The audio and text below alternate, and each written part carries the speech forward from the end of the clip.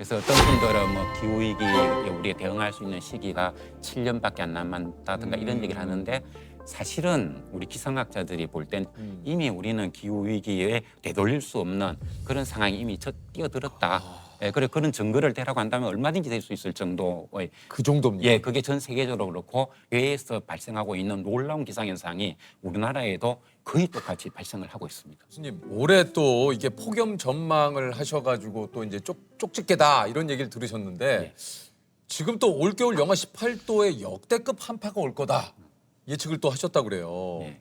아니 근데 이게 이제 얼마 전에 기상청에서는 올겨울이 평년보다 따뜻할 거다 예. 이런 예상을 좀 했는데 예.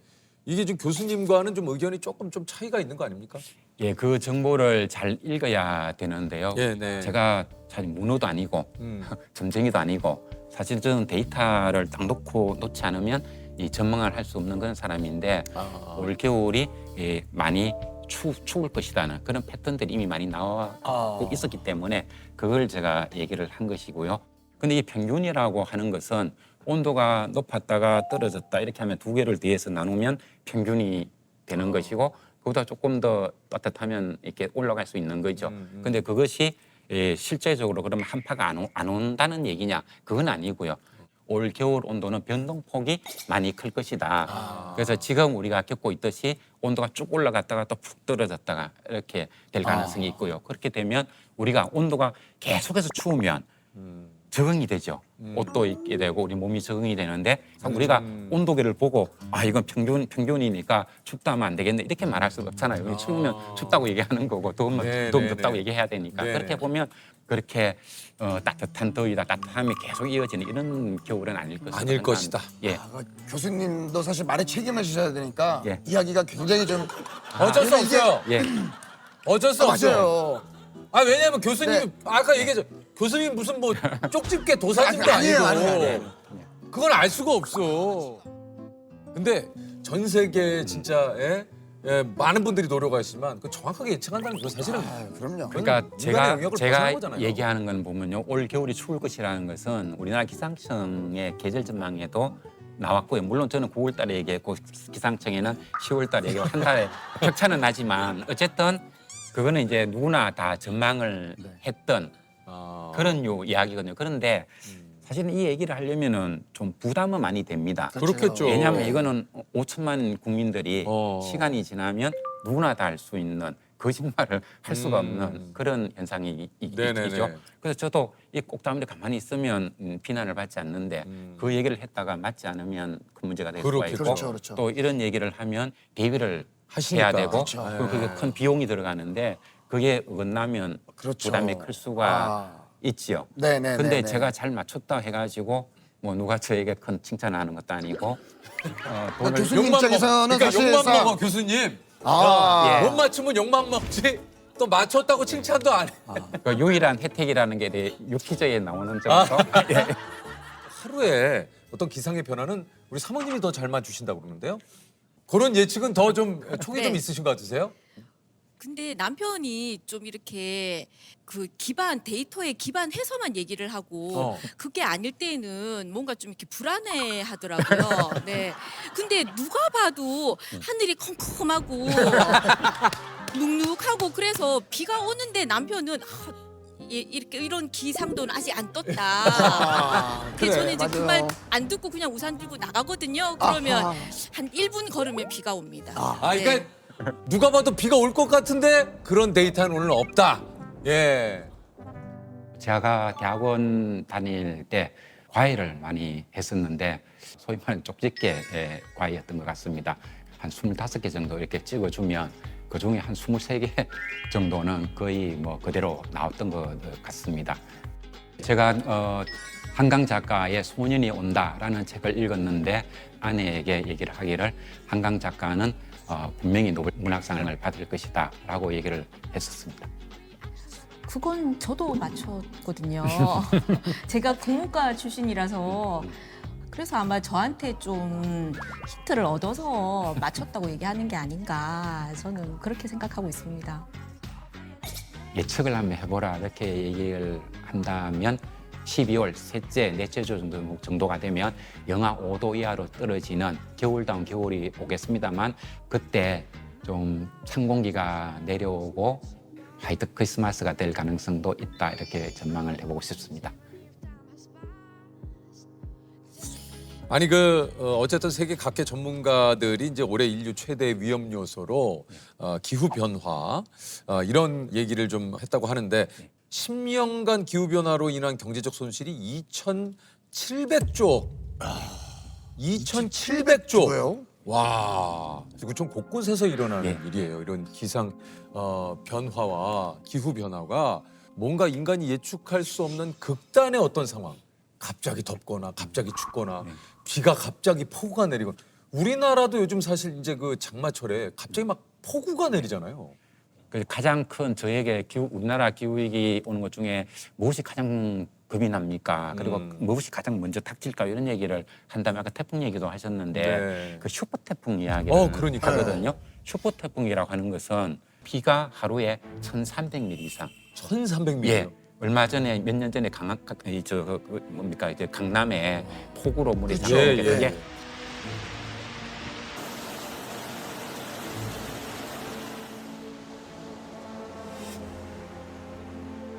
예, 이게 예. 340mm거든요.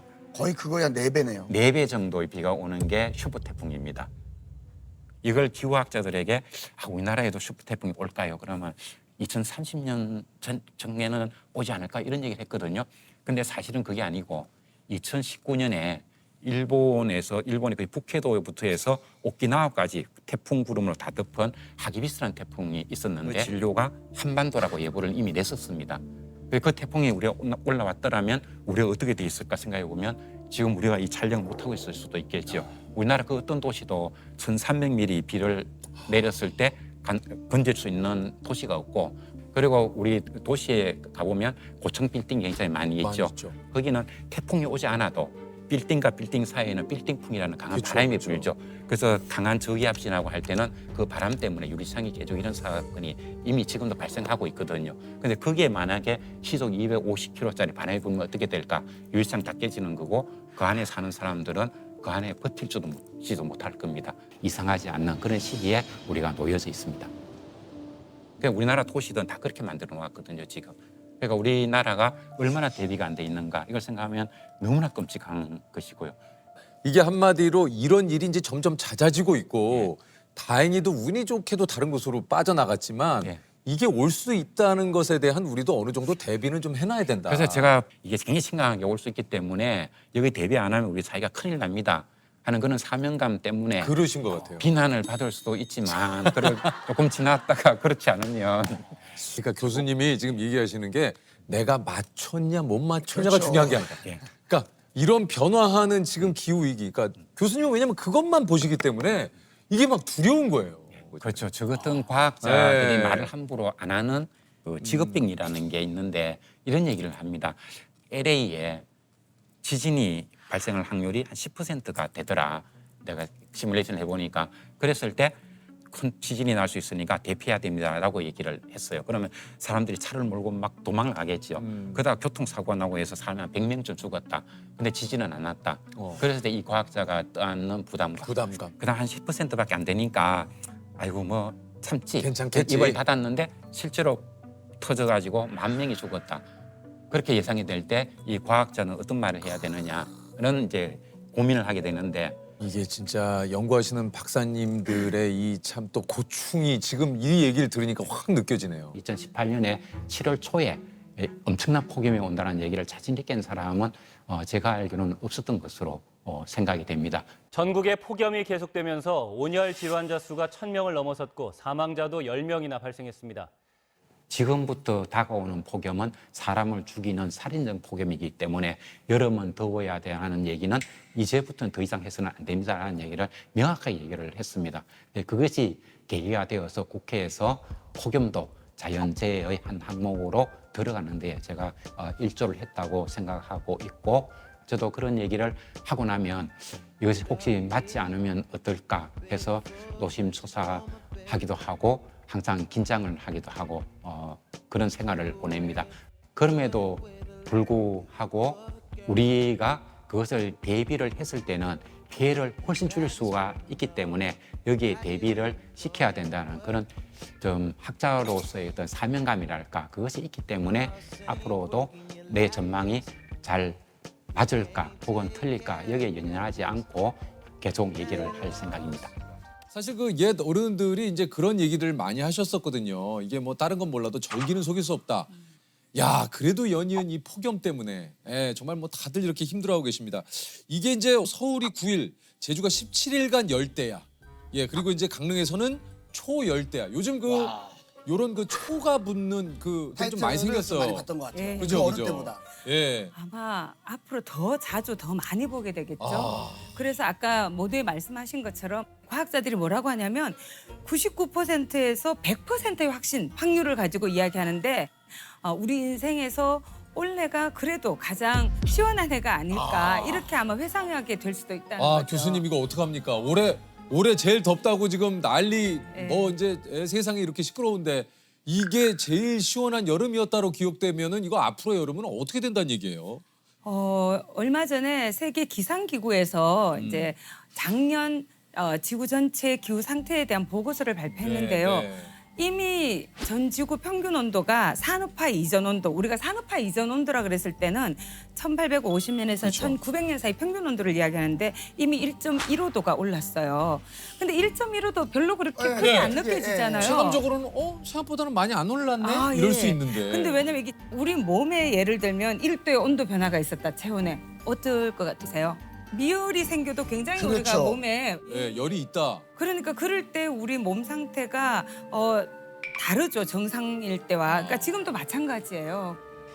그래서 그로 인해서 발생하는 게 기후 변화예요. 그러니까 네. 극단적인 기상 현상이 나타나는 거죠.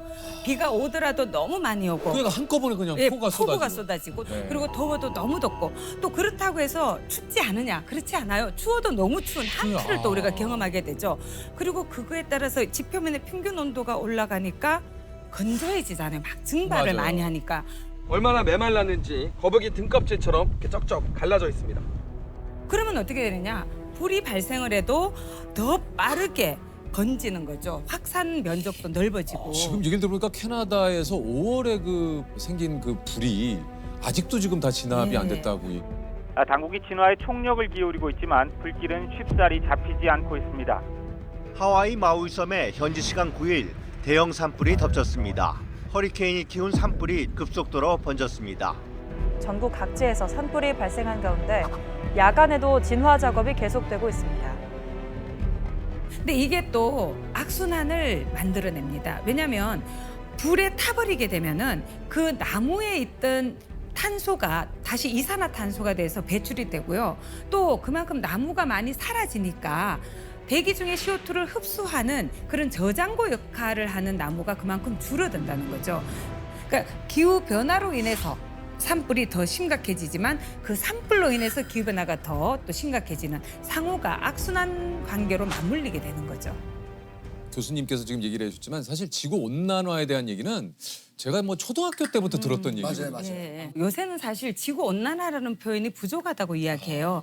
최근에는 어떻게 예. 표현하냐? 영어로는 글로벌 워밍이라 그랬거든요. 지구 예. 온난화. 그러더니 글로벌 히팅이라고 가열화라고 부르더니 요새는 글로벌 보일링이라고 불러요. 보일링, 끓고 있다. 끓고 있다. 열탕이 되고 있다는 거죠.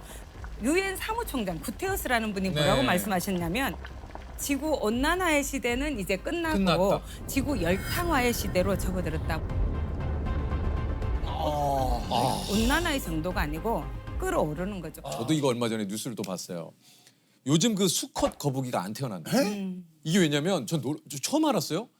주변 온도에 따라 그 성별이 정해진대요. 거북이는. 몰랐죠? 몰랐어요. 바다 모래에다가 이제 알을 낳잖아요. 예. 그 알들이 부화를 할 때 이게 27.7도보다 낮으면 수컷, 예. 31도가 넘으면 암컷. 그래서 요 비가 이제 딱 맞았는데 지금 어느 순간 이게 이제 해수면 온도라든가 이 지구의 온도가 높아지면서 지금 거의 99%가 암컷. 지난 4년간 수컷 거북이가 탄생하지 않았다고. 그 수컷이 없대요. 와, 나 이거 몰랐어. 거북이가 그렇다네. 그렇게 되면 결국에는 거북이는 멸종될 수 있죠. 없어지겠네요. 예, 멸종이 될 수가 있죠. 생물 종들이 지금 사라지고 있는 게 되게 많습니다. 온도 변화 때문에. 아, 이거 참 진짜 이 말씀해 주신 대로 지구가 지금 몸살을 앓고 있다라는 게 근데 막 사람들이 이렇게 표현하잖아요. 지구가 망하고 있다. 막 이렇게 했는데 사실 지구는 제가 생각할 때 그냥 있을 것 같아요. 지구가 뭐 부서져서 없어지지 않는 한 중요한 건 거기에 어떤 생명체가 살 건가, 그게 인간이 있을 건가, 또 죄 없는 그 많은 생물 종들이 인간 때문에 살지 그렇죠. 못하고 사라지는 그런 문제가 있는 거겠죠. 이곳에 대한 전 세계의 어떤 그 경각심, 뭐 이런 또 이야기들이 뭐 계속 되고 있으나 이게 근본적으로 해결하기가 참 어려운 문제인 거죠. 그렇죠. 이걸 더 이상 막을 수는 없습니다. 이거 막을 수 없습니까? 예, 왜냐하면 이미 배출된 기체들이 대기 중에서 계속 온실 효과라는 걸 야기를 해요. 그러니까 태양에서 오는 열 에너지가 지표면을 데우거든요. 그리고 다시 적외선의 형태로 다시 우주로 나가야 나가는데 되죠. 그때 온실 기체라는 게 대기 중에 있어서 이불처럼 지구를 이렇게 데우고 있는 거죠. 근데 옛날에는 그게 헛이불 정도였어요. 그래서 오히려 그런 게 없으면 지구가 너무 차갑기 때문에 생명체가 살 수 없었는데 네네. 지금은 온실 기체가 늘어나니까 이게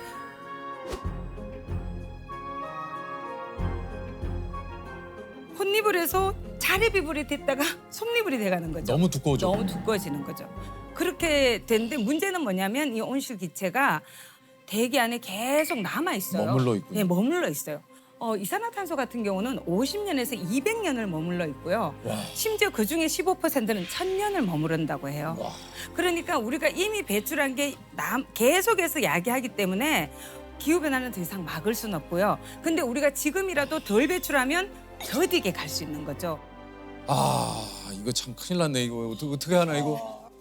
우리가 이렇게 얘기만 지금 하고 있을 때가 아닌데 이거 어떻게 저 전기도 다 꺼야 돼 지금 이거 좀 아니요. 이거 다 탄소예요. 우리 너무 교수님 이거 뭐 얘기 듣다 보니까 너무 많아. 이거 좀 카메라 몇 대 감독님 이 앞에 가셔가지고 오늘은 예. 녹화를 이쯤에서 그만하시죠. 오늘은 녹화를 이렇게 극단적으로 나가시면 안 되죠. 예. 왜냐하면 그 전기를 뭘로 만드느냐가 중요하거든요. 아. 그러면 화석연료 대신에 되도록이면 이산화탄소 배출이 현저하게 떨어지는 게 재생에너지예요. 그래서 태양광이라든지 풍력이라든지 이런 걸 통해서 전기를 생산하는 일들이 지금 전 세계적으로 굉장히 많이 늘고 있죠. 이것도 제가 봤어요. 조금 이제 저는 뉴스를 보다 보면 신문을 보거나 그런 게 막 요즘 막 눈에 띄는 거예요. 북극 항로가 이제 열린다는 거예요. 왜냐하면 북극이 예전에 이제 얼어 있었기 때문에 쇄빙선이 아니면 힘들었거든요. 네네네. 근데 이게 북극 항로가 열린다는 의미는 그거는 이제 북극이 녹고 있다는 거잖아요. 예, 그렇죠. 그래서 이게 굉장히 그 이율 배반적이죠. 북극이 네. 녹아서 네. 교역이 더 활발해질 수 있고 막 이런다고 얘기하지만 그러니까 운임이 사실- 훨씬 더 싸질 수 예, 있고. 근데 그게 굉장히 슬픈 일이거든요. 일이죠. 왜냐하면 지구 전체에 있는 얼음의 97%가 남극과 북극에 있대요. 이 북극과 남극의 얼음이 녹으면 어떻게 될까요? 해수면이 높아지지. 해수면이 상승이 돼. 왜냐하면 우리가 뭐 있던 얼음 녹는데 그게 뭐 해수면하고 무슨 상관이야 생각하는데 그게 아니라 그거는 이미 바닷물 안에 있던 얼음이 녹는 건 해수면 높이에 크게 영향을 안 미쳐요. 근데 그린랜드라든지 남극이라든지 이렇게 육지에 있던 얼음이나 만년설이 녹으면 그게 바다로 들어가잖아요. 진짜 그린란드의 경우에는 이제 1분에 100만 톤씩 녹고 있다. 야, 1분에 100만 톤. 이게 참 숫자로 표현해서 잘 체감이 안 되는데 이게 100만 톤이면 어마어마하거든요. 1분에 그게. 그러니까요.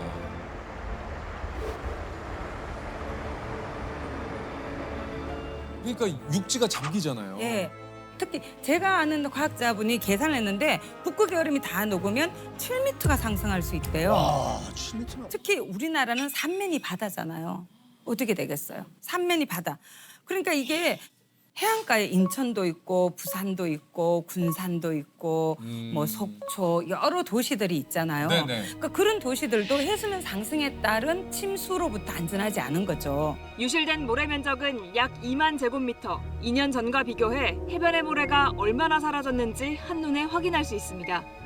그 시뮬레이션을 보여줬어요. 해수면이 상승이 되면 어떻게 될 건가. 어떻게 될 건가. 근데 제 뒤에 앉아있던 분이 저기 우리 집이네 이러시는 거예요. 본인 집이 해수면 상승돼서 막 잠기는 게 그 보이는 거예요. 그랬더니 너무 놀랐다는 거예요. 그전에는 그냥 해수면이 상승될 수 있구나 뭐 이렇게 그냥 그런가 보다 했는데 본인 집이 이렇게 막 잠기는 모습을 보니까 아이고 이거 큰일이구나. 이게 보통 문제가 아니구나.